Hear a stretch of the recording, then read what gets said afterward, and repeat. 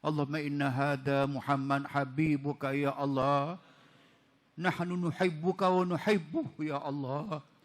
Nuhibbuka wa nuhibbuhu ya Allah. Urzuqna husnal nazar ilaihi ya Allah. Urzuqna husnal nazar ilaihi ya arhamar rahimin. Ya, marilah sama-sama kita mendengar sedikit amanat daripada Tuan Guru. Sementara kita ramai kat sini. Dipersilakan Tuan Guru. Assalamualaikum warahmatullahi wabarakatuh. Innal hamdalillahi wahdah.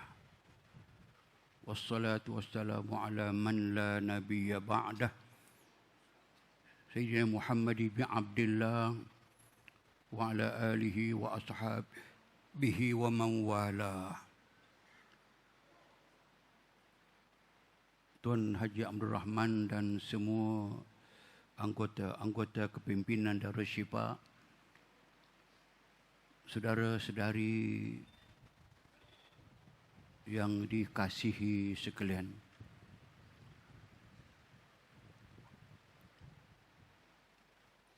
Saya mohon kepada Allah tadi,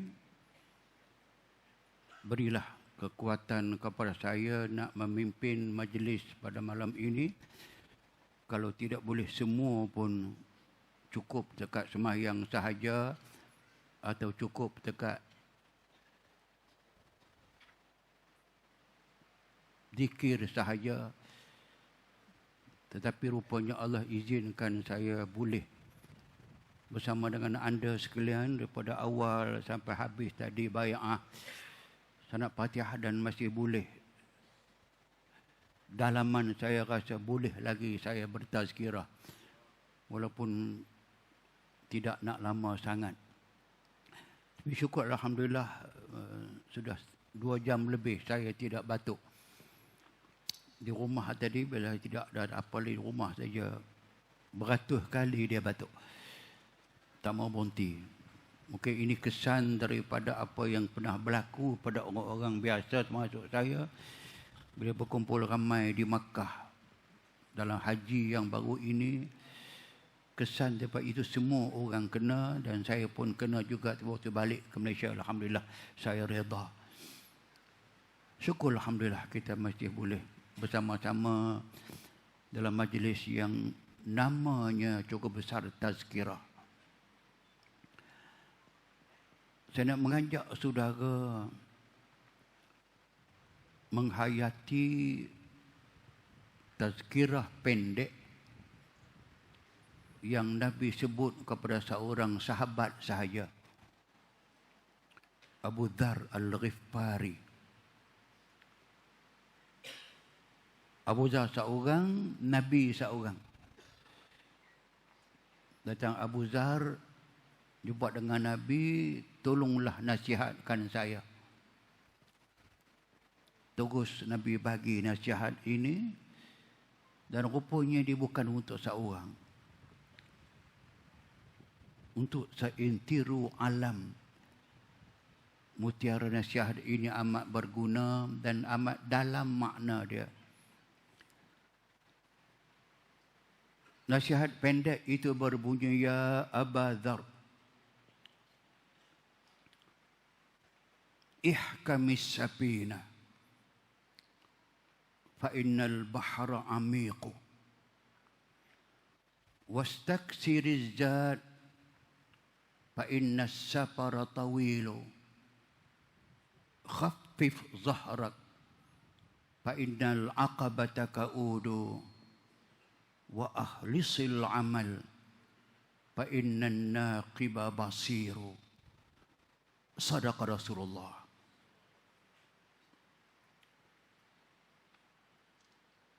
Ihkamis safina,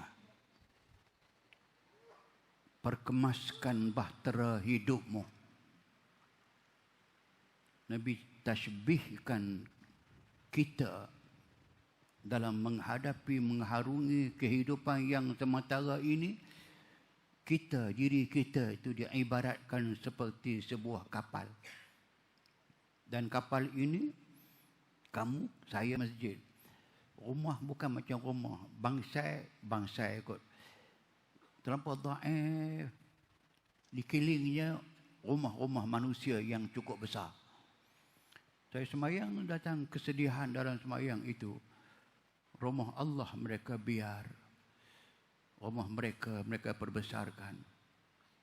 Lepas semayang, kemudian saya jadi imam semayang pada ketika itu. Tu imam tu kata dekat saya datang dari mana, semang. Saya tanya, kenapa yang masjid ini begitu dhaif? Dia kata memang kita nak tukar masjid ini ke masjid baru, tapi kita tak dapat sumber keuangan yang cukup. Mungkin Allah hantar ustaz kepada kami ini sebagai satu pertolongan Allah kepada kami. Ustazlah yang kami harap boleh tolong bina masjid ini. Saya terus jawab dengan tak fikir panjang. Saya minta maaf, saya bukan orang yang boleh bantu duit. Kalaulah saya ada duit, banyak mana masjid ni? Dalam 1 juta. Kalaulah saya ada duit 1 juta, jatuh daripada langit, besok sebelum subuh saya bina masjid ni. Kata-kata yang cukup bersahaja, kata-kata yang pada saya tidak ada makna besar. Pasal sampai mampu pun tak dapat duit 1 juta. Tapi rupanya Allah uji. Lepas berjumpa dengan perjumpaan, saya balik ke Kuala Lumpur.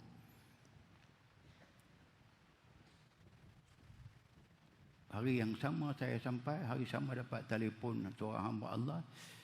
Minta nak berjumpa, minta tolong tengok keluarga dia yang ada masalah. Saya kata okey boleh. Saya pergi dengan Kak Jah dari belakang. Saya pergi dengan Kak Jah di belakang. Pergi. Rupanya isteri dia bersalin, seorang anak yang baru bersalin, anak laki-laki.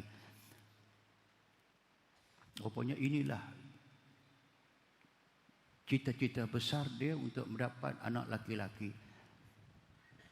Dan mendapat anak itu pun saya tolong doa. Sampai dapat doa, dia dapat anak laki-laki pula. Terima kasih. Nak balik, dia bagi dekat saya satu envelope. Biasalah, orang berada. Saya pun dengan tak panjang cerita, ambil buah dalam poket. Mungkin love letter kot. Balik ke rumah, simpan dalam meja.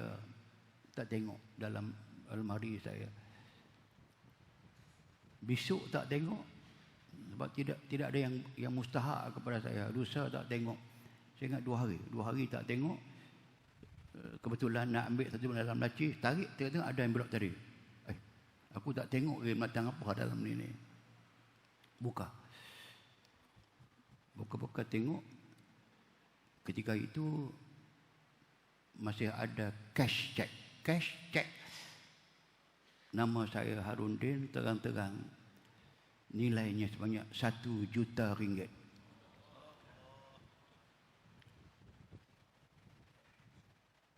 Mungkin tersilap tulis kot, tertambah satu kosong. Saya telefon segera kepada orang ini, kata, saya tengok cek ni silap kot. Tak silap? Silap tak mana? Bank tak bagi duit ke? Saya kata, ni apa cerita 1 juta?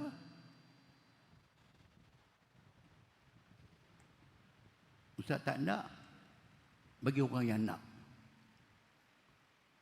Teringat dalam kepala saya, aku baru 2 hari sebut, kalau saya turun duit 1 juta, saya buat sebelum subuh. Membuka ladang harimaunya. Sepanjang malam tak boleh tidur. Nak pergi buat masjid itukah ataupun nak diam sahaja? Siapa tahu? Satu malam tak dapat tidur, 2 malam tak dapat tidur.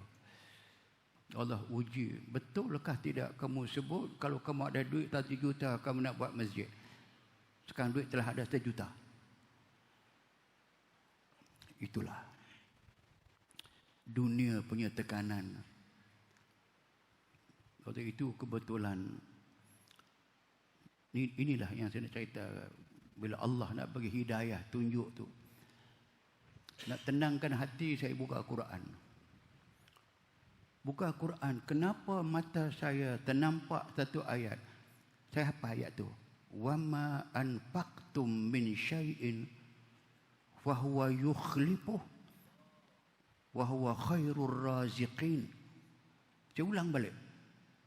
وَمَا أَنْفَقْتُمْ مِنْ شَيْءٍ فَهُوَ يُخْلِفُهُ وَهُوَ خَيْرُ الرَّازِقِينَ. Apa sahaja yang kamu infakkan fisabilillah, sekecil mana, sebesar mana pun, Allah janji bahawa yukhlifuh, dialah Allah yang akan menggantikan balik kepada kamu. Dan dia itulah Tuhan yang khairur raziqin. Saya tutup Quran, terus saya berangkat pergi ke Langkawi. Panggil dalam kawasan masjid. Saya kata saya nak bina masjid ini besok. Amat jauh. Semua kita dalam perjalanan. Inna ila rabbikar ruj'a. Inna ila rabbikal muntaha. Kamu sedang kembali kepada Allah. Allah lah penamat kita nanti. Nak sampai kepada Allah jauh. Di dunia kita merentasi, cabaran kita berjumpa. Kalau kita lulus, kita akan masuk dalam kubur. Di sana ada cabaran. Nak merentasi alam kubur bukan benda yang mudah. Al-qabru imma an yakuna raudatan min riyadil jannah au hufratan min hufarin niran. Kubur, kata Nabi, pasti akan berubah. Kita nampak kubur itu hanya liang lahat, nampak hanya kofin keranda, tutup sahaja dengan insan di dalamnya. Dia terus berubah, sama ada menjadi sebuah taman syurga yang penuh dengan kenikmatan, atau suatu lubuk daripada lubuk api neraka. An-naru yu'raduna 'alaiha ghuduwan wa 'ashiyya wa yawma taqumus sa'ah adkhilu ala fir'auna su'al 'azab. Dalam kubur itu akan dibawa api. Yu'raduna 'alaiha, dibentangkan, dibakar mereka. Sejak dalam kubur lagi dah kena dah. Hari berlaku kiamat lagi-lagilah teruk. Hari ini imma an yakuna, sama ada kubur itu menjadi taman syurga, alhamdulillah, ataupun menjadi lubuk neraka yang terseksa. Cabaran itu lagi ketir. Kalau tak ambil kira dengan amalan dunia ini, persediaan sekejap dalam alam dunia, tak ambil kira yang itu, maka jika sangkut cabaran itu, dia lebih teruk daripada cabaran dunia. Cabaran dunia susah macam mana pun, ada orang yang hendak tolong kita. Kalau minta sedekah, mungkin seorang tak bagi, dua tak bagi, tiga orang bagi. Minta berhutang, mungkin seorang tak bagi, dua tak bagi, yang ketiga mungkin bagi. Ada orang tolong. Malah banyak kes yang berlaku. Naik motor seorang diri, jalan raya, silap hari bulan ke, tak silap hari bulan ke, jatuh pengsan tepi jalan, jangan bimbang. Ada orang yang akan berhenti, telefon kepada ambulans, berhenti ambil, hantar ke hospital dan sebagainya. Artinya ada orang tolong. Tapi dalam kubur tak ada tolong. Inilah yang Nabi sebut tadi, aksirizat. Kamu perbanyakkan persediaan, banyakkan bekal. Watazawwadu fa inna khairaz zadi taqwa wattaquni ya ulil albab. sediakan bekal. Tak ada dah bekal yang lebih baik kepada kita melainkan ketakwaan kepada Allah. So, takwa dengan makna patuh kepada semua perintah Allah, jauh yang semua dilarang. Tadi pun dalam bai'ah tadi pun disebut itu. Yang tidak bercanggah hukum Allah ada patuh, yang bercanggah tidak patuh. Itu bekalan kita. Saya nak berkawan dengan saudara-saudari sekalian bukan dalam dunia saja. Nak berkawan sampai ke dalam syurga. Nak bersama dengan anda sampai ke dalam syurga. Bersedialah. Istaksir, minta tambah. Azad, bekalan. Dan Darushifa memberi ruang kepada anda menambah bekalan dengan mengamalkan rawatan Islam ruqyah. Buat seikhlas mungkin kerana Allah. Buat seikhlas mungkin kerana Allah, bukan kerana manusia. Orang caci tak apalah. Orang tak suka tak apalah. Tapi saya buat kerana Allah. Allah tahu kita buat kerana dia. Kalau kita buat kerana dia, dia akan balas. Kalau Allah balas, Allah tidak kedekut. Allah itu samahah. Dia Rahman, dia Rahim. Dia balas banyak. Maka zat inilah yang di antara saya katakan tadi, bahawa Darushifa buka cawangan-cawangan. Saudara yang dekat dengan cawangan yang ada dengan anda, berilah khidmat yang terbaik kepada Darushifa kita. Kita sebut tadi dalam pembentangan saya dan perbincangan, nak mertabatkan rawatan Islam, nak mertabatkan perawat-perawat Islam. Pas sekarang kita sudah mula nak masuk khidmat dalam hospital-hospital kerajaan. Anda jangan lupa, sekarang sudah ada 10 hospital di Malaysia yang telah menempatkan rawatan-rawatan selain daripada rawatan Islam ruqyah. Perbemuahan, perbidanan, ugut, seng-seng, Hindu, semua dah masuk hospital. Sedang beramal sekarang 10 buah hospital. 10. Termasuk yang Putrajaya. Okey. Sebab kita tidak boleh berdiam diri. Kalau tak mau ketinggalan, tidak boleh berdiam diri.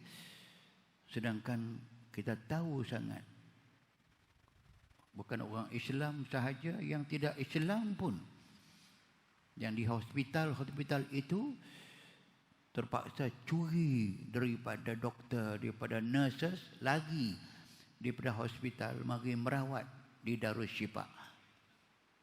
Saya tengok tahu dia mana, tengok name tag masih di tangan. Ini mari di hospital. Curi keluar kejap. Curi keluar tak apa, jangan curi telur. Pasal apa orang nak rawatan? Susah sangat. Kalau kita pergi tawarkan khidmat kita di hospital dengan sistem kita, dengan orang datang minta pergi dan sebagainya, kita ada ruang untuk orang buat appointment, orang kita dengan sebagainya. Mana ada orang Islam yang tak mau didoakan kesembuhan dia. Sebab kita dah mula. Dan satu perjumpaan kita aturkan pada hari Khamis ini 2:30 di Darushifa. Tujuannya untuk menyampaikan mereka dari dahulu sampai sekarang, ittaba'um bi ihsan. Semua para sahabat, sama ada yang datang daripada Mekah atau di Madinah, dan yang mengikut mereka, tabi'in, atba' tabi'in, sampai kepada kita, yang ni kesemua kata Allah yang ikut dengan ihsan, radhiyallahu anhum wa radu'an. Allah redha dengan mereka. Wa radu'an, mereka pun redha dengan Allah Subhanahu wa taala. Wa a'adda lahum jannat. Kerana Allah redha dengan mereka, Allah sediakan kepada mereka jannat, syurga-syurga. Maksudnya dunia pun mereka sudah mengecapi nikmat syurga. Dalam kubur mereka pun syukur, dalam kubur mereka dapat syurga. Tadi kubur jadi syurga akhirat. Allah sediakan kepada mereka syurga Allah Subhanahu wa taala. Masuk syurga akhirnya, wadzalika huwal fawzul azim. Itu kejayaan yang paling agung. Dan beratus ayat yang memuji para sahabat. Sahabat masuk syurga dan sebagainya. Wasabiqu nasabiquna ulaikal muqarrabun fi jannatin na'im. Thullatun minal awwalin wa qalilun minal akhirin. Wasabiqun, orang yang berlomba-lomba buat kebajikan, berlomba Islam, berlomba jihad. Berlomba berjihad itu. Ulaikal muqarrabun. Itu dia orang-orang yang hampir makam mereka dengan Allah Subhanahu wa taala. Muqarrabun. Sullatun minal awwalin. Sullah. Hampir ke semua orang dahulu. Sullah berbondong-bondong, beramai-ramai, yang termasuk dalam as-sabiqun muqarrabun ini sullat minal awwalin wa qalilun minal akhirin. Sedikit sangat daripada orang yang kemudian. Kalau itu betulnya, maka macam mana nak kata sahabat-sahabat masuk neraka? Sebab tu ringkas yang sebab saya kata sebagai amanah ilmu. Kalau datang daripada jauh malam ini, saya minta sangat kalau saudara terlibat dengan itu, cepat-cepat bertaubat. Balik semula kepada ahli sunnah wal jamaah, selesai masalah. Itulah yang dikatakan bahawa persediaan untuk mati. Yang ketiga, hadis pendek, bercakap panjang. Itu hikmah ada. Yang ketiga dia kata,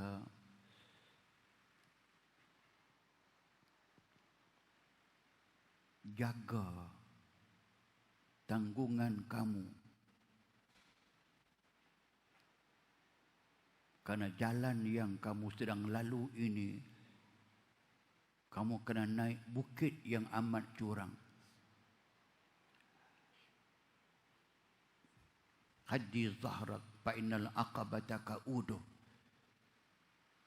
Jangan beratkan diri kamu dengan tuntutan-tuntutan dunia. Jangan banyakkan masa kamu habis untuk mencari dunia. Berat. Tanggungan dunia ni berat. Dan kamu tahu bila kamu tanggung dunia berat, kamu kena mendaki bukit yang curam, kamu tak mampu mendaki, kamu jatuh. Itu maksudnya. Sebab itu maka Abu Dzar sebagai contoh yang dengar tadi, orang yang paling zuhud dalam dunia. Dia katakan sahabat yang paling zuhud Abu Dzar. Para sahabat lain pun sama. Walaupun mubasyirun bil jannah itu 7 orang kaya masuk syurga, tapi kesemua harta mereka tak letak dalam hati. Dia letak di tangan. Senang keluar. Letak di hati, dia payah keluar. Sebab tu maka dinasihatkan kita jangan terlampau berat melayan tuntutan-tuntutan dunia. Kalau dunia sahaja yang kita ambil kira dalam hidup ini, nak buat apa pun, apa balas dunia, nak tolong apa pun, berapa saya dapat, how do I got the income for that particular things. Kalau itulah persoalan kitanya, maka dunia ini hanya boleh berat, tapi daki akhirnya jatuh. Kita pun jatuh, yang kita bawa pun jatuh. Sebab tu nasihat itu besar makna. Dan yang akhir sekali dia katakan, ahlisil amal fa innan naqiba basiru. Ikhlaslah dalam semua amal kamu. Buat apa pun ikhlas. Ikhlas makna dia bukan maknanya saya ikhlas. Cuba nak ikhlas seboleh-boleh ikhlas. Sudahkah juga cuba untuk ikhlas kepada Allah Subhanahu Wa Taala dalam semua amal? Tak apa, Allah tahu apa yang kita buat. Tengok nilai satu amal yang ikhlas kepada Allah Subhanahu Wa Taala. Ada sebuah masjid yang dibina di zaman kerajaan Paitabai.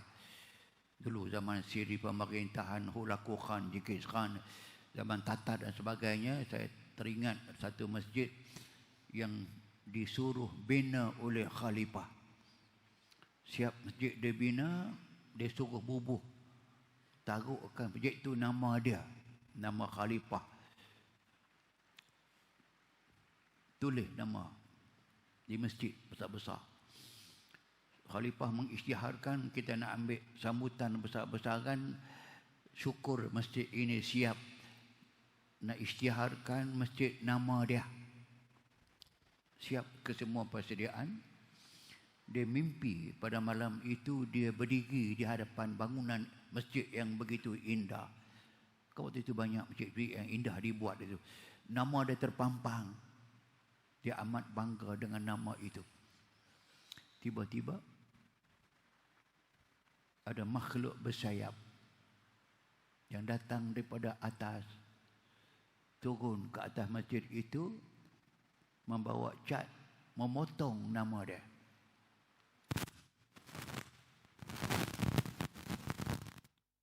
Nama dia. Pas buang nama dia, dia tulis ganti nama dia Syakir Apandi. Syakir Apandi. Makhluk itu tunjuk dekat dia, mengisyaratkan nama masjid ini Syakir Apandi. Dia terjaga. Itu malaikat bersayap yang turun potong nama dia, tulis nama Syakir Apandi. Sebagai khalifah besar, dia nak cari siapa Syakir Apandi. Besok kerah rakyat, kerah menteri, tangguhkan dulu pembukaan masjid, cari siapa dapat siapa Syakir Apandi. Panjang cerita, ringkas cerita. Rupanya nama itu nama seorang miskin menumpang di tanah wakaf yang di belakang masjid. Kerja dia keluar mengambil upah, cari rezeki, balik untuk dia dengan keluarga yang susah. Orang itulah, tidak ada lain dah nama orang itu di belakang. Kenapa orang itu nak diberikan penghormatan sampai nama masjid, nama Syakir Apandi? Akhirnya khalifah berjumpa dengan dia. Tanya, apa sumbangan kamu kepada masjid ini? Aku telah keluar duit berjuta-juta. Aku yang mengarahkan semua sebagainya. Macam aku tidak dibenarkan menggunakan nama aku, nak guna nama kamu pula. Apa kerja apa kamu buat pada masjid? Dia kata, tuanku minta ampun. Patut tak bagi satu sen pun kepada masjid. Patut orang susah. Apa kerja kamu? Dia kata, tiap-tiap hari saya keluar pergi bekerja atau minta sedekah kadang-kadang bila tak dapat upah. Saya terlihat ada bata-bata masjid yang jatuh ke jalan raya. Dia akan pecah. Di kereta kuda melanggar dia. Rugilah masjid satu bata. Saya ambil bata itu. Saya bawa masuk dalam masjid. Letak tempat bata. Setiap hari keluar. Kalau jumpa bata jatuh saja. Terpelanting. Saya ambil pergi tak sana balik. Mungkin ke semua kot dalam 10 biji bata kot. Dan itu adalah sumbangan dia kepada masjid. Daripada bata masjid yang akan rosak, yang akan hancur, akan musnah, dia orang ambil. Dalam hati dia tidak terbayang sikit pun orang nak puji dia. Tak terbayang sikit pun perbuatan itu besar. Dia buat kerana Allah. Bila buat kerana Allah, ikhlas yang begitu, walaupun 10 biji bata katakan begitu sumbangan dia, tapi dialah yang paling berhak menamakan masjid. Maka tidak ada orang yang terlibat dengan masjid itu yang seikhlas dia. Raja dia buat nak nama, dapat nama. Lain nak kepada puji, dapat puji. Yang ni baik saya cerita sedikit, so nak tahu. Tak nak cerita, tapi nak cerita. Ada sebuah masjid di Perlis.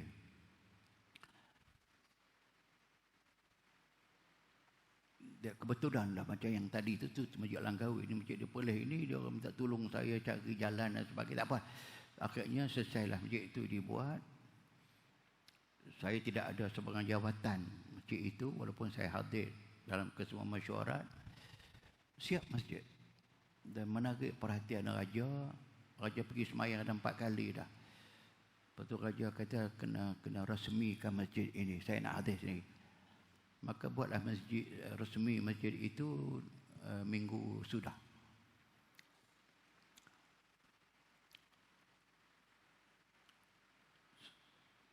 Raja hadir, raja perempuan hadir, raja muda hadir, Tengku Puan hadir, Menteri Besar hadir, Esko ke semua hadir, orang ramai semua hadir dan sebagainya. Dia orang jemput saya hadir. Saya memang hati saya kata tak payah hadirlah.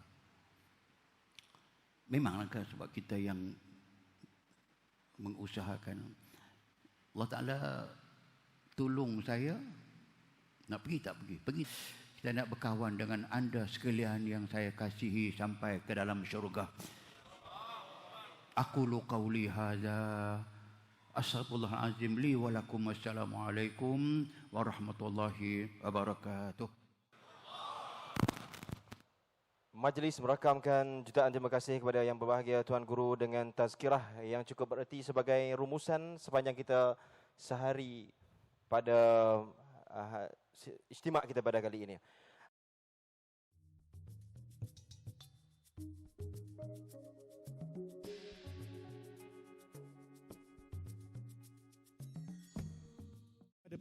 Pada petang ini ialah forum 50 tahun Darus Syifa dalam mempertabatkan pengubatan Islam. Walaupun kita menyambut tahun yang ke-25 sudah. Tahun yang ke-25 berarti kita menyambut 25 tahun penubuhan Darus Syifa. Selepas daripada ini kita memandang 25 tahun lagi. Sebab itu diberi nama Forum 50 tahun Darus Syifa dalam mempertabatkan pengubatan Islam. 3 panel bersama saya di hadapan ini yang hebat-hebat.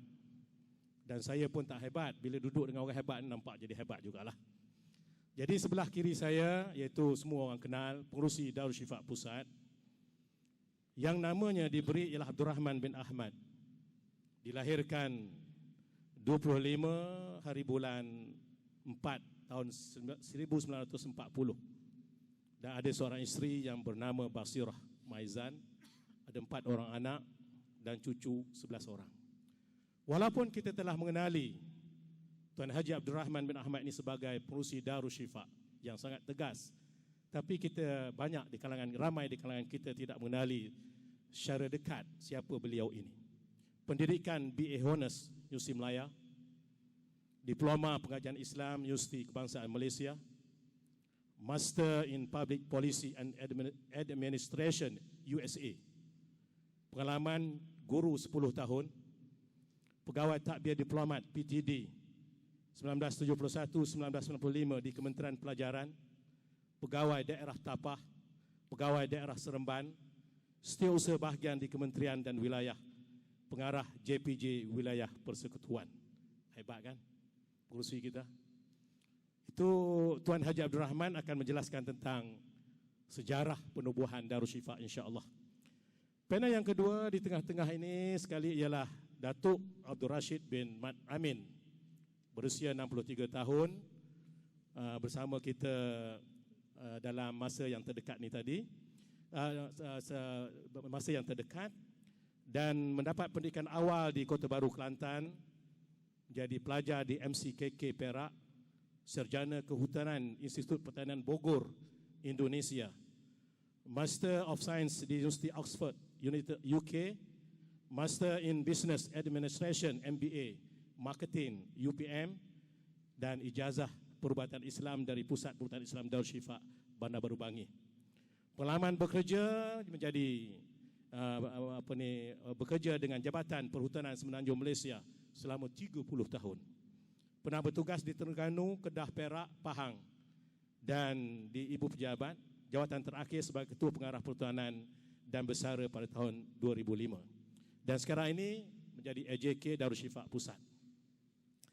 Dan panel kita yang ketiga di hujung sana, yang selalu keluar di dada-dada akhbar, yang membahaskan berkenaan dengan perundangan, insya-Allah, yang berbahagia Datuk Haji Zainul Rijal bin Abu Bakar, dilahirkan di Teluk Intan Perak, Darul Ridwan, dan bersekolah di Sekolah Izzuddin, Sekolah Menengah Ipoh, Kolej Islam Kelang, dan beliau merupakan rakan kongsi kanan Tetuan Zainul Rijal Talha and Amir, memperolehi pengiktirafan undang-undang melalui ijazah Sarjana Muda Undang-Undang Kepujian LLB Honors dari Universiti Islam Antarabangsa Malaysia, Sarjana Undang-Undang Universiti Kebangsaan Malaysia, dan Diploma Lanjutan Syariah dan Amalan DLSA dari Universiti Teknologi Mara.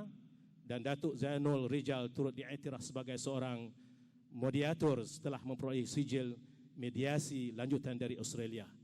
Kalau nak kira pengalaman banyak, terlibat dengan NGO dan sebagainya.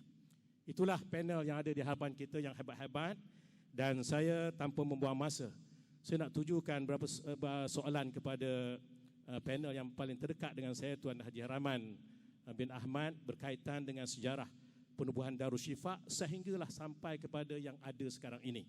Mestilah ada sesuatu kronologi atau titik mula bagaimana tertubuhnya Darul Shifa sehingga kita dapat mendaftar sebagai pertubuhan ataupun NGO, sehinggalah kita dapat membina satu yang tak diturunkan oleh Ustaz sendiri. Contoh, pernah tak kita belajar tangkap arnab, bersihkan arnab, masuk rempah ratus dalam perut arnab, masuk kentang dalam tu, kita goreng dia, kita kukus dia sampai dia masak. Tidak ada kan? Tapi bagi kami semua, orang-orang yang agak-agak 50-an ke atas, cukup rajin bertanya hal itu. Itu tidak ada ilmu tu. Satu lagi, itik serati. Tuan-tuan tahu itik serati? Kalau dah sembelih tu boleh diterbang. Gagahnya dia tu. Ini saya cakap ni sebuah untuk kaum muslimat, untuk muslimat, untuk muslimin. Muslimat tidak ada. Banyak itu yang saya bertanya. Itu ilmu yang ada pada saya. Tapi tak pernah orang tanya. Pasal mereka kuat-kuat belaka. Kita belajar itu dengan menulis. Menulis, orang tulis. Lepas itu kita zirak. Minggu depan kita sebarkan. Tapi masa itu bila sebarkan kertas-kertas macam itu, apa ilmu yang telah diturunkan minggu lepas, tuan-tuan kena hafal. Hari itu jangan datang percuma. Tuan-tuan akan disoal. Di antara 30 orang tu kena soal. Disebutlah Abdul Rahman Ahmad, dia panggil saya DO. Okey, apa yang kita belajar minggu lepas? Apa yang ayat dia ajar tu kena bacalah depan dia, hafal. Baca. Kawan-kawan lain 30 tadi memang mulut-mulut biasa, memanglah tu dia orang tu. Silap aja kena tegur, silap kena tegur. Jadi makna kita all the time stand by bila hadir kelas. Kita tidak berani kalau tak hafal. Kalau tidak berani tak baca nota yang diberi. Kena hafal dan kena baca nota. Itu hadir. Sampai ke 1 tahun yang saya kata tadi, diijazahkan kita grup tadi. Ijazahkan dengan cara sama ada masa Qiyamul Lail atau satu kelas khas dipanggil. Dia ijazahkan seorang demi seorang. Macam sekarang ambil mudah. Ketua baca, lain ikut. Ada mulut tak buka pun, lulus juga. Dulu tidak. Ambil mic, baca. Baca kena tegur lah tu. Seorang-seorang kena tegur. Lulus itu, barulah dia ijazahkan kita seorang demi seorang. Biasanya kalau 30 orang tu, satu malam dia tak lulus 30. paling tinggi pun 5 orang. Ada yang fail, bukan tak ada fail, ada fail. Jadi itu cara kita mendapat ijazah. Buku tidak ada, semua tidak ada, main tulis sendiri. Kebanyakan mereka yang hadir pada masa itu, selain daripada jenis sekular ni, ustaz tak banyak, tak ramai.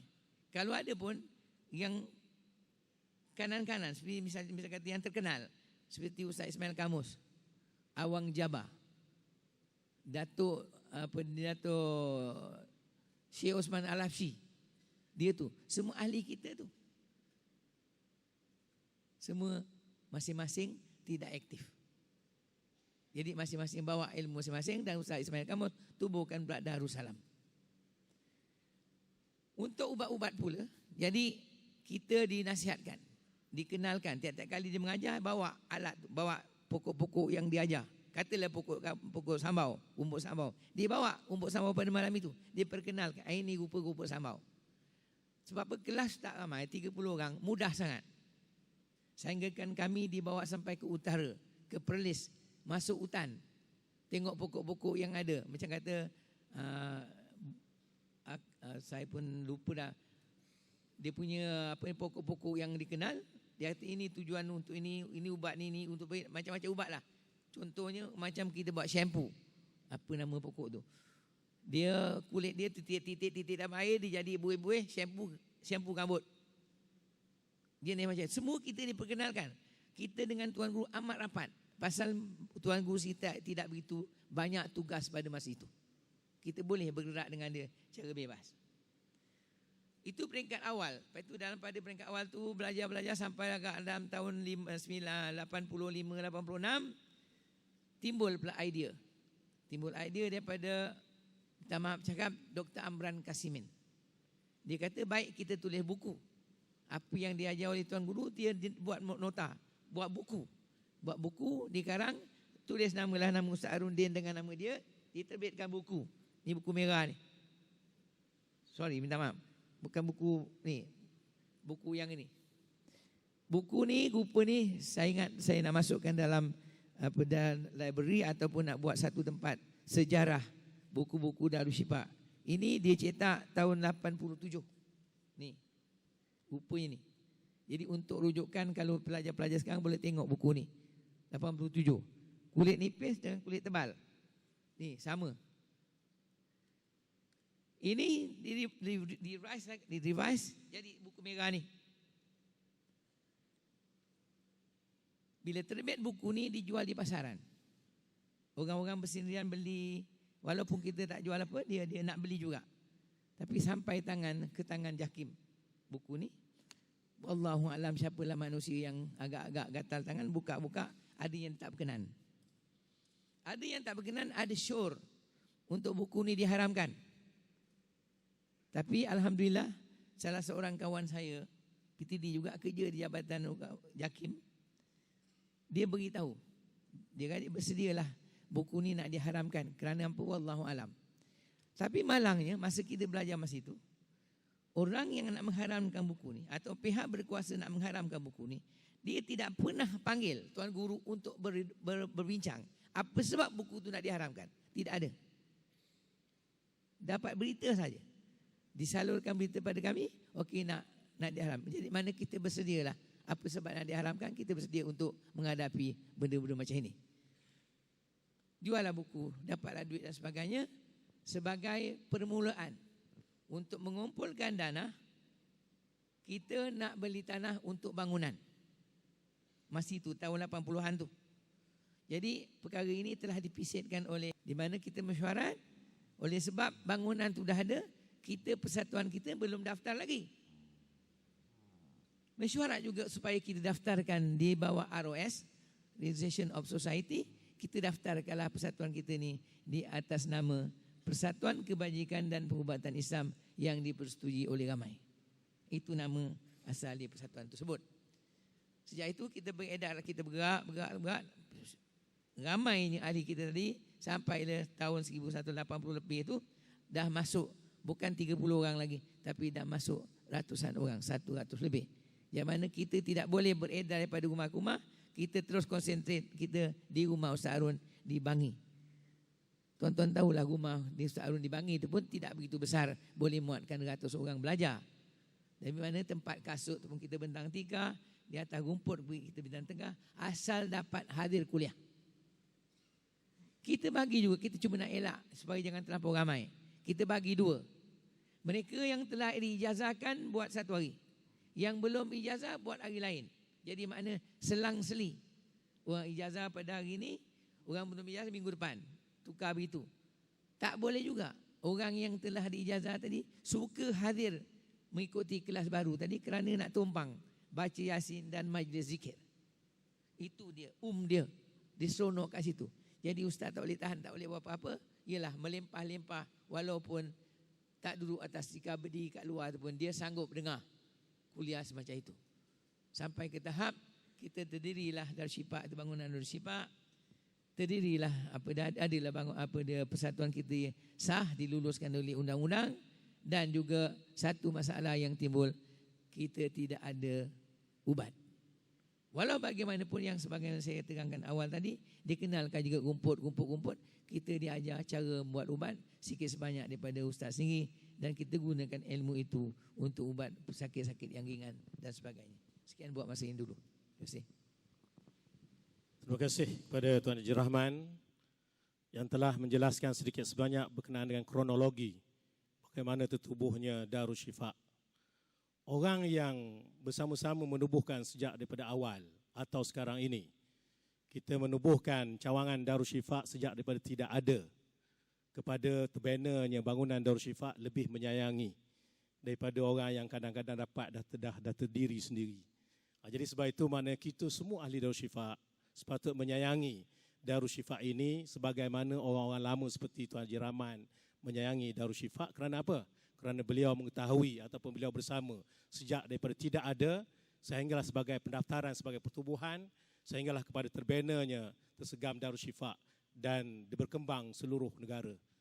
Jadi asrat Tuan Guru yang kita dengar tadi ini, saya nak tajukan soalan kepada Datuk Abdul Rashid. Tadi kita dengar macam amanat ataupun ucap utama Tuan Guru berkenaan dengan visi dan misi. Besar misi. Visi dan misi. Sehingga sampai satu peringkat kita ada satu hospital yang menggunakan rawatan Islam Ruqyah dengan membaca komponen-komponen ayat Al-Quranul Karim.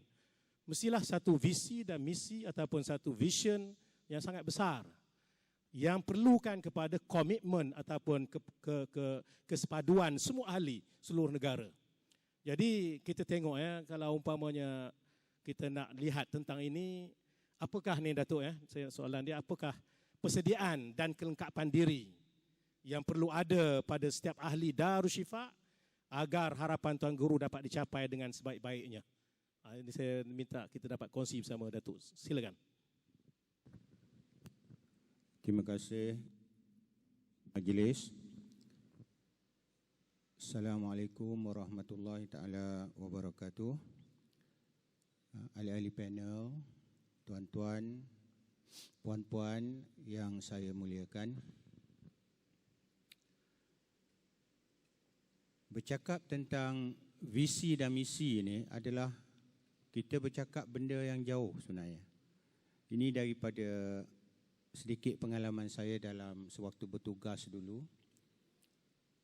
Saya percaya siapa yang pernah bertugas dengan kerajaan, mereka banyak didedahkan dengan banyak kursus, pergi ke Intan kadang berbulan. Lebih kepada memahami konsep memajukan perkhidmatan awam. Macam-macam teori diajar. Tapi apa yang saya nak kongsi kalau boleh di majlis ini,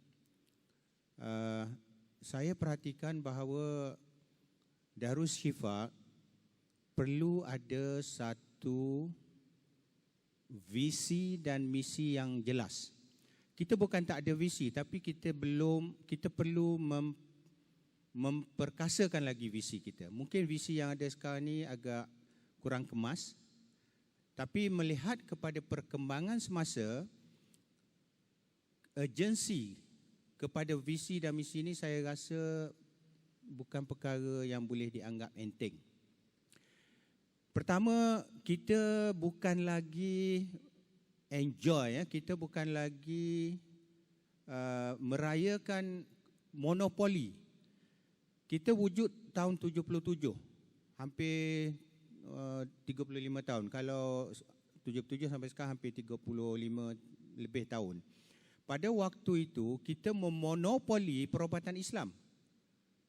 Orang yang dalam status monopoli, dia tak terasa apa-apa.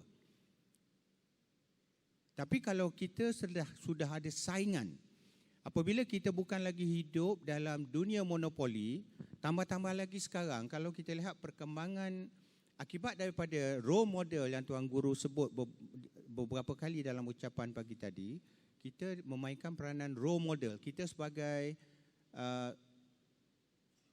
tempat orang rujuk, Kementerian Kesihatan dan pelbagai pihak merujuk kepada Darul Shifa.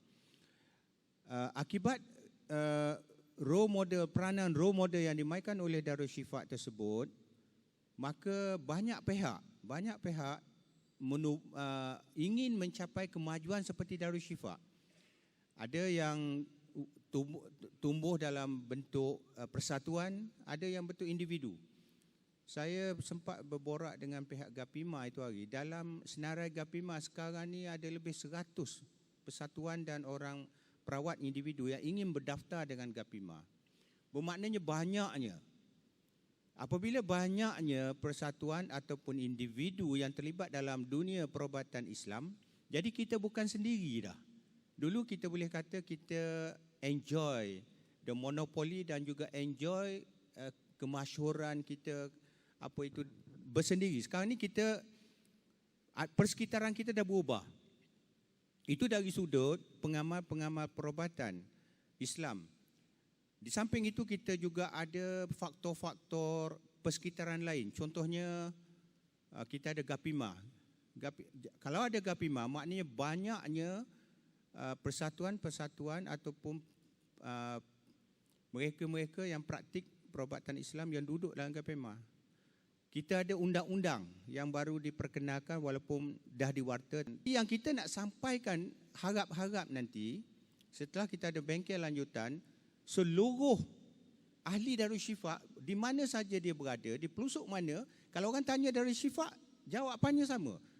Pengulasan mungkin berbeza tapi matlamatnya sama. Itu yang kita nak cuba tangkap. Apa sebenarnya Tuan Guru nak ni? Selama ucapan tadi dan beberapa ucapan sebelum ini, kita cuba nak gali apa yang sebenar. Dan kita nak bukan panjang ayatnya. Visi itu sebenarnya pendek. Misi itu panjang. Misi itu cara nak sampai itu pula. Jadi insya-Allah saya harap, saya percaya pihak IJK Pusat akan dalam waktu terdekat ini akan memikirkan tentang mengadakan bengkel lanjutan lah. Saya rasa setakat itu dulu Tuan Gusti. Terima kasih. Terima kasih Datuk. Jadi artinya kita sebagai ahli Darul Shifa ini tidak boleh berdiam diri. Walaupun sekarang ini kita telah sampai kepada satu kemuncak yang jenama Darul Shifa itu dikenali umum. Sama ada di dalam Malaysia ataupun di rantau negara-negara jiran Indonesia, Brunei dan sebagainya, terkenal dengan jenama Darul Shifa. Sebagaimana Datuk sebut tadi, kita telah sampai kepada satu kemuncak keselesaan. Buka saja di mana pusat rawatan, sebut saja Darul Shifa, insya-Allah orang percaya. Buka di mana saja. Tetapi ingat, kalau kita leka sebagaimana Datuk sebut tadi, kita akan dikejar oleh kumpulan-kumpulan perubatan yang lain yang juga mendakwa mereka juga pengamal penguatan Islam. Yang ini dimaksudkan oleh Datuk tadi, agar kita semua memikirkan tentang bagaimana untuk mencapai hala 50 tahun Darul Shifa, yakni 20 tahun lagi akan datang. Ini untuk panel yang ketiga, Datuk Zainul Rijal. Bila kita menyebut tentang 50 tahun Darul Shifa ke hadapan, dia tidak boleh berdiri tanpa ada peraturan, tanpa ada undang-undang. Ini bersama kita ni pakar undang-undang. Jadi bila kita sebut undang-undang ini, bila menuju 50 tahun Darul Shifa, yang kita nak minta Datuk kongsi bersama kita, apakah implikasi undang-undang kepada Darusshifa sebagai pusat pengamal, ahli-ahlinya mengamal rawatan Islam yang menggunakan ruqyah ini, dan hala tuju 50 tahun. Maksud saya, apakah implikasi undang-undang terhadap Darusshifa ini? Silakan Datuk. Bismillahirrahmanirrahim. Terima kasih kepada Tuan Moderator, Tuan Haji Abdul Razak, Tuan Haji Abdul Rahman Ahmad, Datuk Abdul Rashid. Assalamualaikum warahmatullahi taala wabarakatuh. Alhamdulillah, saya panjatkan kesyukuran saya kehadrat Allah Subhanahu Wa Taala kerana saya dapat bersama-sama dengan Darusshifa pada petang ini, sepanjang hari ini insya-Allah, berkongsi sedikit pengalaman, mungkin bukan pengalaman dari aspek perubatan, tetapi lebih kepada undang-undang dalam bidang yang saya setiap hari ceburi. Walaupun saya merupakan salah seorang pelajar kumpulan ke-18, ya. Tapi dari sudut perubatan itu mungkin sekali-sekala saja saya mengamalkan, tapi saya insya-Allah tetap bersama Darusshifa dalam perjuangan yang perjuangkan oleh Darusshifa bersama Tuan Guru, ya. Berbalik kepada soalan yang dimajukan kepada saya berkenaan dengan implikasi undang-undang pada ketika ini kepada Darusshifa. Mulanya saya lebih berhasrat untuk melihat kepada penubuhan Darusshifa itu sendiri, ya. Sebagaimana yang Tuan Haji Rahman katakan tadi, ROS telah pun meluluskan Darusshifa sebagai suatu pertubuhan, ya. Pertubuhan ini didaftarkan di bawah Akta Pertubuhan. Jadi di bawah Akta Pertubuhan itu ada peraturannya, ya. Jadi dalam 25 tahun akan datang, 50 tahun Darusshifa ini, persoalannya mungkin akan timbul nanti, adakah kita masih lagi mahu melihat Darusshifa ini sebagai sebuah NGO sahaja, sebab apa-apa pertubuhan yang ditubuhkan di bawah Akta Pertubuhan, dia adalah NGO, non-governmental organisation, ya. Adakah itu hala tuju kita setakat NGO sahaja? Itu nanti jawatankuasa kita akan buat keputusan daripada masa ke semasa, sama ada kita akan bergerak menjadi suatu entiti di bawah atas syarikat, syarikat yang tidak non-profit organisation, ataupun kita ditubuhkan sebagai satu badan statutory. Itu akan kemajuan-kemajuan itu mungkin akan dialami oleh Darusshifa dalam masa 25 tahun akan datang. Yang keduanya, beberapa akta dan juga peraturan yang telah pun wujud pada ketika ini, khususnya akta rawatan komplementari, yang mana Darusshifa adalah salah sebuah organisasi yang menjadi tulang belakang kepada akta ini, ya. Akta ini ada implikasi kepada tuan-tuan dan puan-puan sebagai pengamal perubatan Islam, ya. Saya sarankan kepada semua perawat-perawat Darusshifa untuk membaca akta ini, kerana di dalam akta tersebut terdapat kesalahan-kesalahan, ya, yang mana kalau tuan-tuan dan puan-puan melakukannya, tuan-tuan dan puan-puan tak tahu tetapi melakukannya, mungkin tuan-tuan dan puan-puan boleh didakwa di bawah akta tersebut, ya. Saya tak nak ulaslah satu persatu kesalahannya, baca sendiri dan tengok. Dan mungkin juga tanpa pengetahuan kita melakukan suatu kesalahan yang mana hukumannya kita boleh dipenjarakan, ya. Ini satu perkara implikasi yang agak ada peraturan Kewangan, untuk melihat kewangan kita sebut cawangan, tapi tak boleh cawangan. Darusshifa seluruh Malaysia, artinya pusat ada hak untuk melihat itu, kerana di segi perundangannya, maknanya Darusshifa pusat dia berkewajipan untuk mengetahui kerja-kerja buat yang dilakukan oleh Darusshifa yang ada di merata tempat di seluruh Malaysia. Saya dapat satu soalan ni, ada dua soalan Datuk untuk dituju kepada Datuk. Soalan dia, Assalamualaikum warahmatullahi wabarakatuh. Soalan ini ditujukan kepada Datuk Zainul Rijal. Yang pertama, soalan pertama, sebagai seorang pengamal perundangan, apakah perkembangan dan kedudukan terkini berhubung kesalahan jenayah sihir dalam perundangan kini? Itu satu. Soalan yang kedua ialah, di manakah bidang kuasa bicara atas jenayah sihir ini, sama ada di mahkamah sivil atau mahkamah syariah? Dan adakah kepakaran dalam bidang ini mencukupi di kalangan pegawai undang-undang? Itu dua soalan yang diajukan kepada Datuk. Silakan Datuk. Belum panas lagi dah banyak soalan. Bismillahirrahmanirrahim. Soalan pertama tentang perkembangan kesalahan jenayah sihir. saya rasa saya terlibat di dalam beberapa diskusi dengan JAKIM dan juga Darul Shifa juga terlibat untuk meneliti dan membuat kertas konsep tentang kesalahan-kesalahan jenayah sihir ini. Apabila kita bercakap tentang sihir, ada dua perkara dari sudut undang-undang yang kita nak lihat. Yang pertama, adakah kita ingin membuat satu kesalahan jenayah sihir? Siapa yang melakukan jenayah tersebut akan disabitkan kesalahan. Yang kedua, adakah sihir itu menjadi suatu keterangan untuk suatu pembelaan? Sebagai contoh, suami isteri bercerai, suami lafazkan cerai kepada isteri, suami kata dia apabila dia melafazkan tersebut talak tersebut, dia dipengaruhi oleh sihir. Jadi itu pembelaan, dia nak kata talak itu tak sah. Dua perkara yang kita kena lihat. Dari aspek yang pertama, sama ada kita nak melakukan kesalahan, mewujudkan kesalahan sihir ataupun tidak, ada banyak pecahan-pecahan yang perlu kita lihat. Mungkin 1 jam pun tak cukup nak terangkan. Cuma dalam perlembagaan kita ada beberapa kesalahan yang terletak di bawah bidang kuasa persekutuan. Ada kesalahan-kesalahan jenayah syariah yang terletak di bawah bidang kuasa negeri. Jadi kita lihat sama ada parlimen ataupun Dewan Undangan Negeri yang boleh mengadakan kesalahan ini. Okey, kalau kita wujudkan satu kesalahan, bagaimana nak membuktikan orang itu melakukan sihir? Itu dari sudut undang-undang keterangan pula. Kita kena kaji perkara-perkara tersebut. Sebenarnya bukan mudah untuk mengadakan satu sihir, undang-undang untuk kesalahan sihir ini. Kita mesti melihat kepada pembuktiannya. Apa yang dicadangkan di dalam beberapa discussion mengenai mewujudkan kesalahan jenayah sihir ini adalah pembuktian itu kita tubuhkan satu badan yang berpengalaman, yang berwibawa untuk menentukan sama ada berdasarkan keterangan-keterangan ini 1, 2, 3, 4 yang berlaku ini, adakah sihir itu wujud ataupun tidak.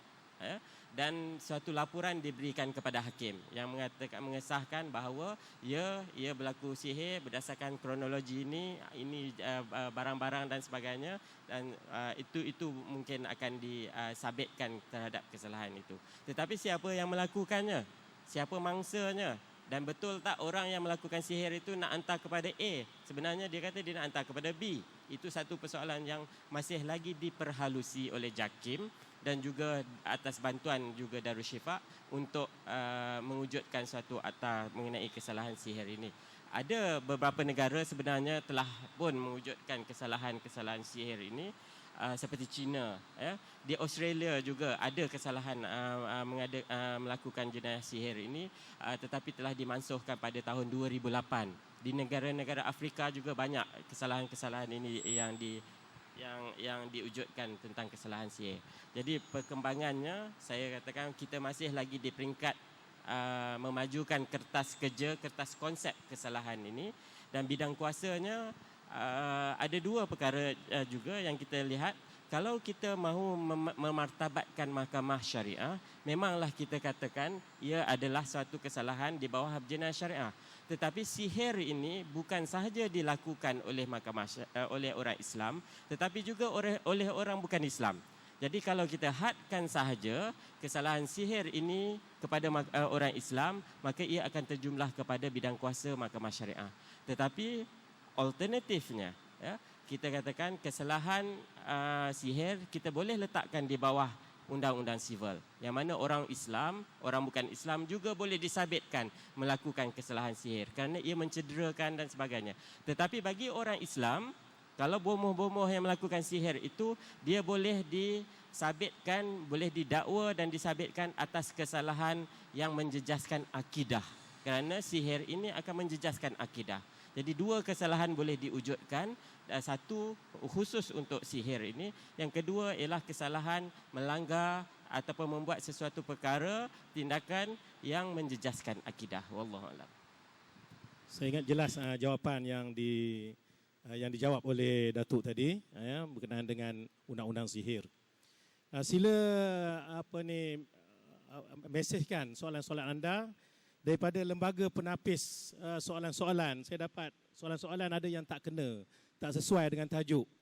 Mungkin kita bercakap berkenaan dengan A, soalan-soalan berkenaan dengan B. Jadi ada satu soalan saja yang sesuai dengan tajuk. Datuk jawab berkenaan dengan perundangan, ada soalan yang sesuai, kita akan ajukan soalan itu kepada ahli panel kita. Berbalik kepada panel yang pertama, Tuan Haji Rahman bin Ahmad, yang telah 25 tahun bersama Darusshifa, yang menjelaskan kepada kita kronologi perkembangan Darusshifa daripada fasa pertama yang tidak didaftarkan, yang belajar hanya daripada rumah ke rumah, sampailah kepada pertubuhan yang telah didaftarkan, fasa yang kedua. Dan saya nak bertanya kepada Tuan Haji, macam mana perkembangan kita sekarang ini setelah 25 tahun?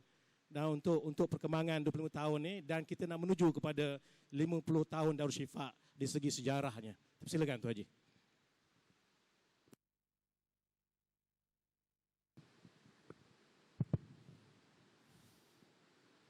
Tuan Pengerusi, tuan-tuan, perempuan yang dirahmati Allah sekalian. Setelah didaftarkan di bawah ROS, saya lihat kita ni tidak ke belakang tapi kita ke depan. Saya ibaratkan kalau orang baru rumah tangga, dia dah ada anak cucu dah sekarang. Tahun 90, satu dibuka, diresmikan. Lepas itu terus menerus kita buka pusat rawatan dengan kuliah sekali di negeri-negeri di semenanjung Malaysia. Saya letakkan di sini, saya ada catatannya. Tahun 1993 kita buka di Johor. Itu kita tumpang universiti. Oleh sebab VC-nya dah tak ada di situ, kita tidak dibenarkan guna premis universiti lagi. 92 kita buka di Ipoh. Hanya 40 orang saja. Itu kita tumpang. Itu nak masjid. Tuan-tuan tengok. Kerana pujuk ahli-ahli korporat, kalau nak bayar zakat, bayar menerusi kita. Dan kita salurkan ke Perlis. Dia dapatlah resit kecuali cukai 100%. Bila kita jadi amil untuk Perlis, mana kita dapat 50% daripada apa yang dibayarnya. Contoh, saya menyain cek harga ratus-ratus ribu. Saya tengok semua orang ahli korporat bayar zakat. Jadi 50% yang dapat itu yang disalurkan buat ustaz buat masjid sana, masjid sini dan sebagainya. Dan kita pun telah dapat juga hasilnya, di mana tabung dakwah kita sekarang insya-Allah taala kita tidak mengalami ketirisan. Ada je duit untuk bayar tabung dakwah. Kerana gerak kita tu kena gerak mempunyai kesedaran dan kita tolong Darusshifa. Itu peringkat kewangan. Dari singkat pula tenaga pengajar. Bos telah suarakan pagi tadi. Kita ramai ahli-ahli profesional. Banyak orang bijak pandai. Saya mintalah supaya tuan-tuan kemukalah ke depan. Bersama-sama kita supaya kita banyakkan tenaga pengajar. Kerana yang bersama-sama tenaga pengajar yang ada pada saya ni semuanya 7 siri. Kalau kereta 7 siri amat lari kuatnya. Kuatnya amat cepat lari dia. Tapi ini 7 siri jalan pun dah mengempoh. Jadi tak mampu lagi untuk terus berkhidmat jauh-jauh. Kalau naik pun Asia kena 92 tempat pintunya, ya Allah jauhnya lengoh, tak mampu. Jadi tuan-tuan yang punya pendidikan macam-macam jurusan, tuan-tuan ke depanlah. Bantulah kami ni. Kita akan uruskan apa yang boleh, setakat boleh yang kita boleh. Itu buat masa ini tuan-tuan dan puan-puan.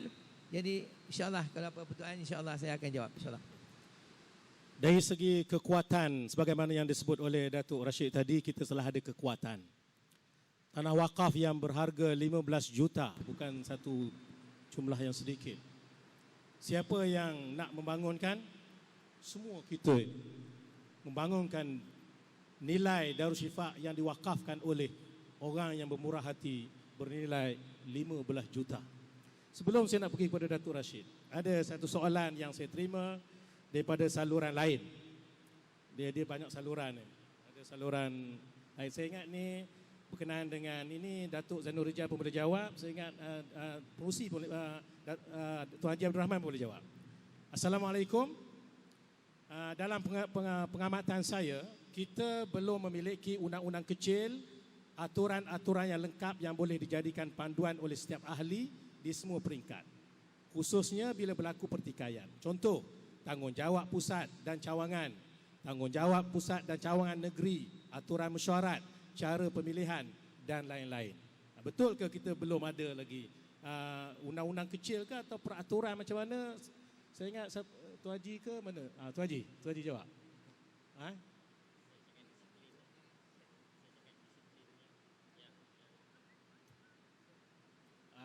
Datuk Zainul Razia jawab, silakan.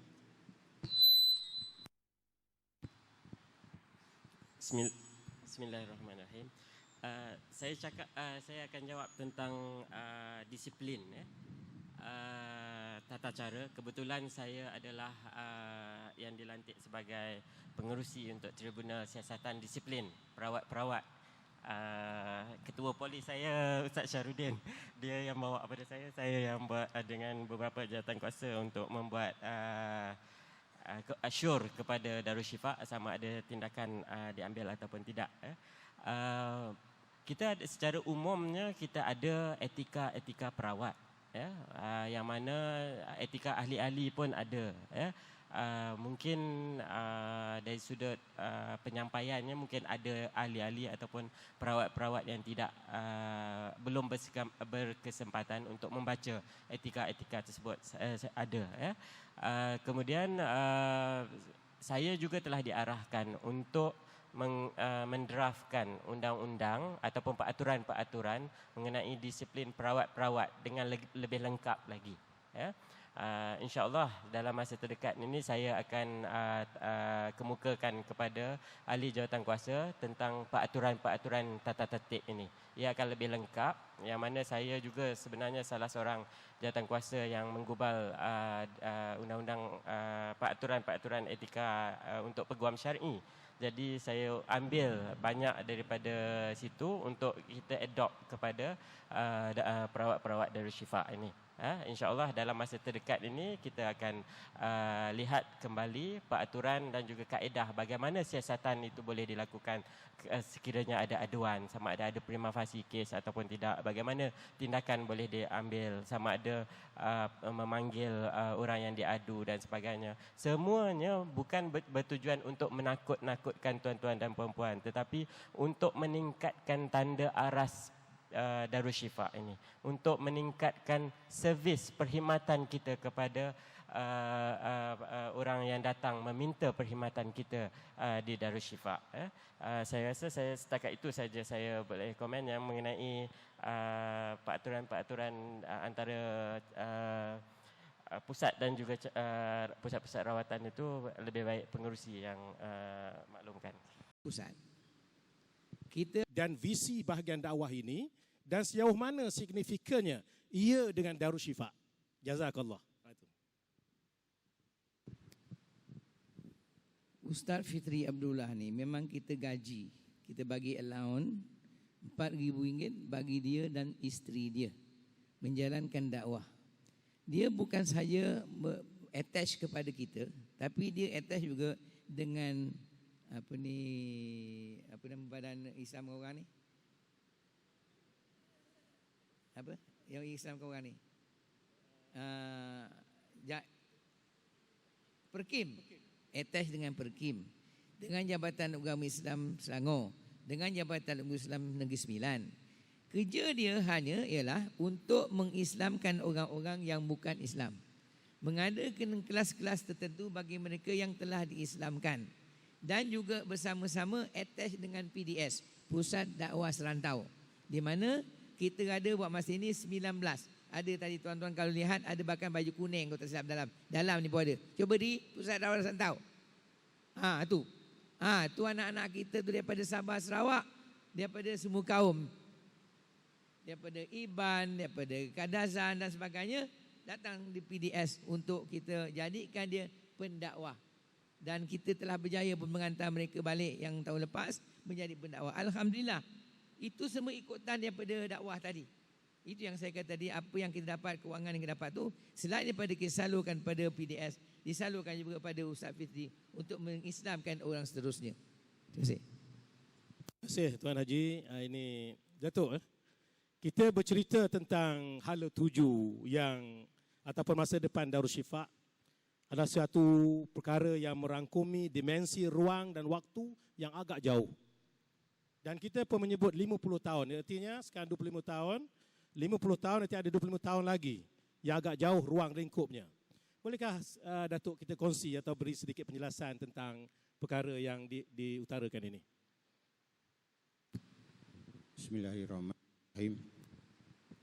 Tuan-tuan, puan-puan yang dimuliakan, sebelum saya menjawab soalan tadi, saya ingin kongsi satu kajian oleh Universiti Cyberjaya, tapi saya tak ingat dia punya tahun kajian, agak baru lah ya. Dalam kajian tersebut, mereka mendapati bahawa 70% penduduk negara kita ni, penduduk Malaysia, pernah selama hayatnya menerima rawatan perubatan tradisional dan komplementari. Apa maksudnya tu? Maksudnya, kalau kita jumpa 10 orang Malaysia, tak kira Melayu, Cina dan lain-lain bangsa, 7 orang ni pernah pergi cari perubatan tradisional Melayu atau sebab takrifan perubatan tradisional dan komplementari ini merangkumi perubatan tradisional Melayu, India, Cina, perubatan Islam dan lain-lain. Dalam arti kata yang lain, masyarakat Malaysia 20-50 tahun akan datang, saya yakin masyarakat Malaysia tidak akan tinggal kepada perubatan tradisional dan komplementari. Sebab statistik tadi sangat tinggi. Kepercayaan kepada perubatan tradisional dan komplementari. Tambah lagi sekarang yang saya nampak, ini kita cakap high future ya. Tambah lagi sekarang, peranan Darusshifa terutama, bukan hanya merawat dalam arti kata menyembuhkan dan dengan kita mohon kepada Allah Subhanahu Wa Taala, tetapi kita cuba menjaga akidah. Cuba nak jaga akidah, takut akidah lari. Saya bagi contoh ya. Kita ada pusat rawatan di Malaysia lebih kurang 70 pusat rawatan, kalau tak silap. Saya baca buku tadi. Katalah seorang yang sakit. Dia sakit ni bukan sakit medical doctor dah sah, tak ada sakit lah. Tapi dia merasa nak cari perubatan komplementari lain. Dia pergi ke pusat Darusshifa. Kita Darusshifa, saya percaya bukan semua pusat rawatan Darusshifa buka 24 jam macam hospital. Ada setengah saya tengok dalam internet buka hari-hari tertentu, khususnya hari hujung minggu, rawatan pagi ke kadang-kadang malam saja. Dia dah keadaan sakit, dia pergi nak cari, dia niat baik tu nak cari rawatan Islam. Tak ada, pusat tutup. Apa dia cari? Ini yang banyak yang berlaku dalam masyarakat kita sekarang. Itu sebab saya kata Darusshifa ni penyelamat akidah sebenarnya. Kita merawat orang menyelamat. Kalau kita bagi ruang, option lain, peluang untuk umat mencari kita. Kalau tidak, mereka mencari alternatif lain. Mereka yang hidup di sempadan, yang tinggal di sempadan seperti Kelantan, Perak yang sepadan dengan Thailand, Kedah misalnya. Alternatif, kalau tak ada, dia cari apa? Bomoh Siam, Tok Cha dan sebagainya. Itu biasa ditumpat. Saya asal daripada Kelantan. Ditumpat tu biasa orang Melayu kita pergi cari. Sebab dia mencari rawatan Islam khususnya Darusshifa, tapi kita tidak buka pusat rawatan yang sepenuh masa misalnya. Jadi akibatnya alternatif lain yang dicari. Makanya balik pada soalan tadi, visi masa depan kita ni, kita kena fikir bahawa selain kita merawat, kita juga menjaga akidah ummah ni. Malah saya ingat tadi Dr. Rushdi dalam pembentangan kertas kerja tadi, salah satu yang saya ingat tadi ada 5, yang 5 tu pengarang tu sebut orang yang merawat ini adalah menjaga akidah ni. Peranan ni lebih besar. Itu sebab Tuan Guru tidak putus-putus menyebut merawat Darusshifa adalah percuma dan satu dakwah.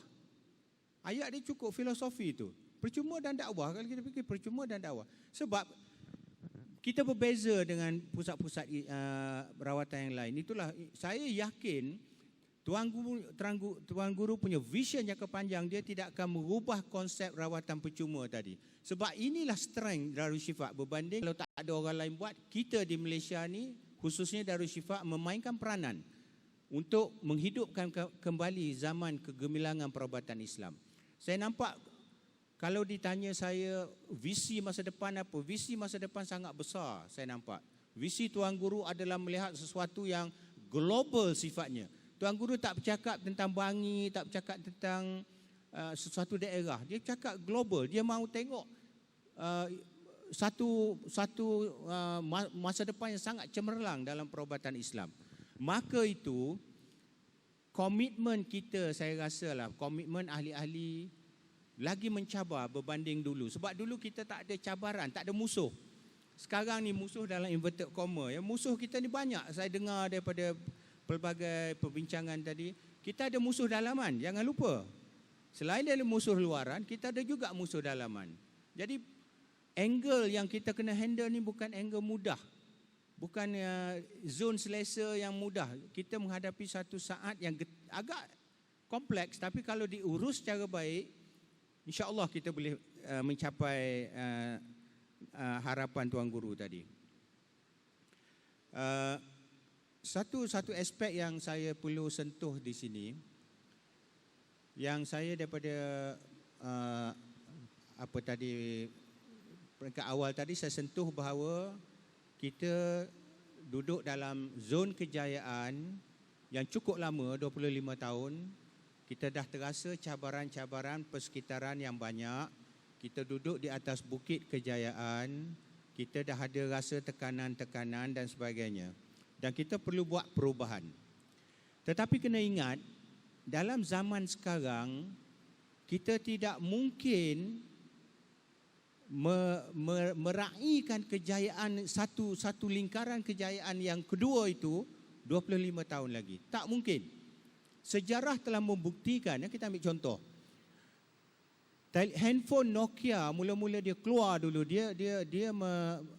dia memonopoli market lah beberapa brand, khususnya Nokia. Satu model boleh bertahan setahun, 2 tahun. Maknanya kejayaan tu mereka raihkan setahun, 2 tahun. Sekarang cuba tengok Nokia. Saya rasa sebulan pun 3 model dia keluar. Maknanya kejayaan dia tu makin singkat. Dalam arti kata yang lain, kalau kita nak survive dalam dunia sekarang ni, kita kena senantiasa berfikir bahawa kejayaan tidak boleh kita raihkan lama dah untuk masa depan. Singkat masanya. Mungkin tak sampai 25 tahun, mungkin 10 tahun saja kita kena fikir balik. Contoh tadi handphone tadilah. Mercedes-Benz yang terkenal dulu, Mercedes-Benz model dia tahan 10 tahun, saya tak silap saya. Sekarang every year Mercedes-Benz tukar bentuk, tukar model. Kerana saingan, kita kena terima hakikat kita bersaing sekarang. Kita lihat persekitaran kita, nama Shifa tu macam-macam. Orang nak guna Shifa tu, nak ambil branding tu, nak ambil aura tu. Guna Shifa sikit boleh itu. Di Bangi pun kalau tuan-tuan, saya tinggal di Bangi, saya tengok banyak Shifa keliling saya pun. Tengok. Jadi saya rasa eloklah kita, apa kata orang, Tuan Guru sering sebut, kita kena satukan balik saf kita. Satukan balik kekuatan kita. Tak ada masa dah kita nak bergaduh. Tak ada masa dah kita kita nak fikir kepentingan peribadi, nak jadi hero dan sebagainya. Sebab masa sekarang, kalau saya nampaklah, kalau kita tak bersatu, kita boleh roboh. Khususnya musuh dalaman mudah sangat roboh.